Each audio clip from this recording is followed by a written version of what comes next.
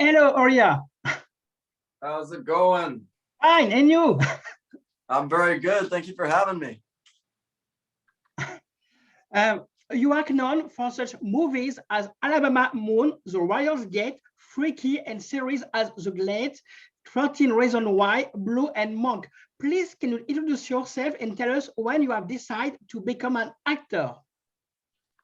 My name's Uriah Shelton. I decided to become an actor kind of on a whim. I was from a small town in Alabama, and I had an opportunity to take an agency out in California, and I did, and I never looked back.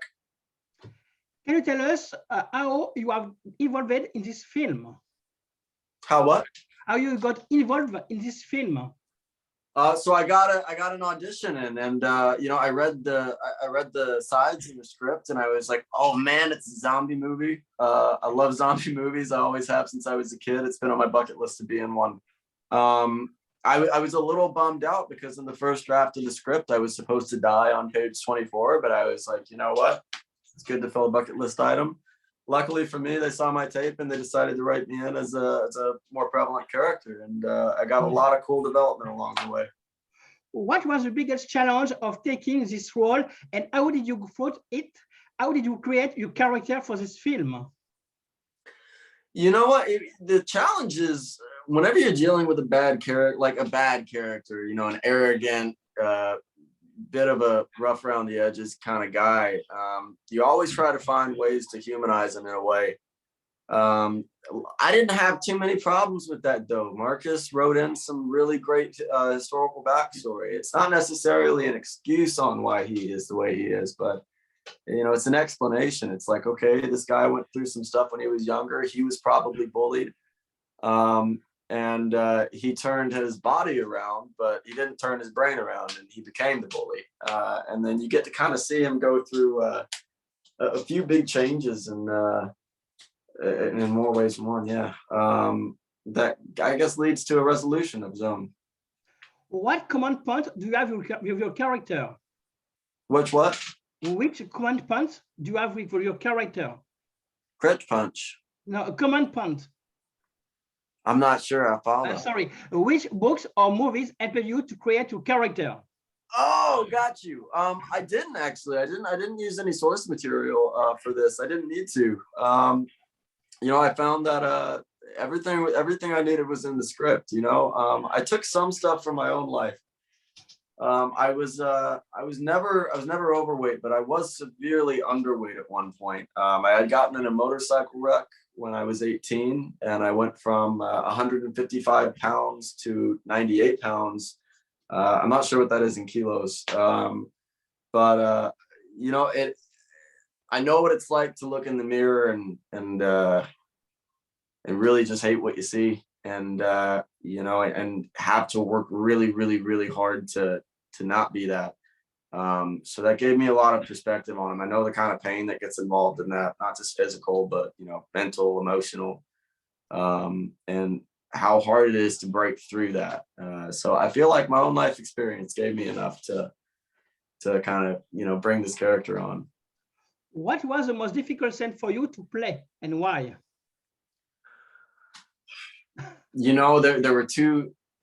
There were two scenes that were tough. One was physically tough. The other was emotionally tough. The scene where I'm in the room with the stained glass window, where I've got Blake Siebert's character pushed up against the wall, and I'm screaming at him, and then I scream at the other characters, being like, you don't know what it's like to look in the mirror and hate what you see. That got real. That got real for me. It's I feel like I'm lucky that I went through that and was able to kind of bring that to life. But it was still hard. It's hard going in those dark places, going back into when things were tough. Now the hardest physical part was right after that scene where I go through the stained glass window, or my stunt double goes to the stained glass window, props to him. And I'm laying on the ground, and then I come up. And my back arches and everything. We didn't have wires for that. It wasn't planned. I just decided to do it. And it was it was very physically difficult, but I'm really happy that I made that choice. I'm happy that Marcus filmed it the way he did. He was so enamored with it. He was like, yes, we're gonna, like, can you do it again? Please do it again. And you know, it was the most physically demanding, but it was the most rewarding. So what can you tell us about your collaboration with director Marcus Dunstan?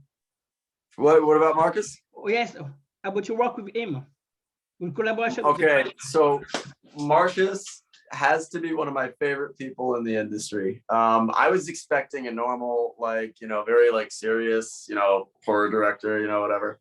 And then I show up to New Orleans and I see Marcus, and he's just the happiest guy, man.